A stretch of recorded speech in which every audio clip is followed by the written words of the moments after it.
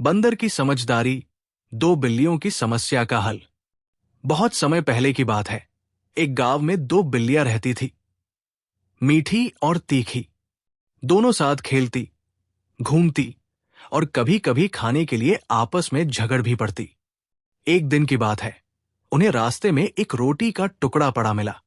मीठी ने कहा, "ये रोटी मुझे मिली है, मैं खाऊंगी।" तीखी बोली, "नहीं, मैंने पहले देखा था, ये मेरी है।" दोनों बिल्लियां आपस में झगड़ने लगी। कोई किसी की बात मानने को तैयार नहीं थी। झगड़ा बढ़ता गया और फिर उन्हें याद आया गांव के पास रहने वाला एक समझदार बंदर, बबलू।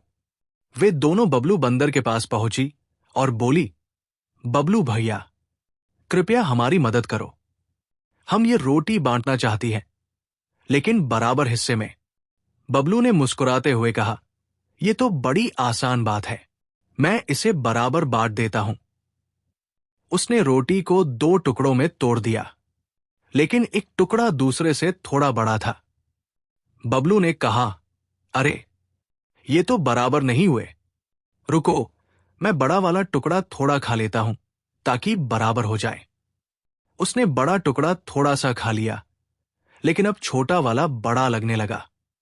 बबलू ने फिर कहा, "अब तो ये दूसरा टुकड़ा बड़ा हो गया, इसे भी थोड़ा काटना पड़ेगा।" ऐसे करते करते बबलू रोटी के टुकड़ों को काटता और खाता गया।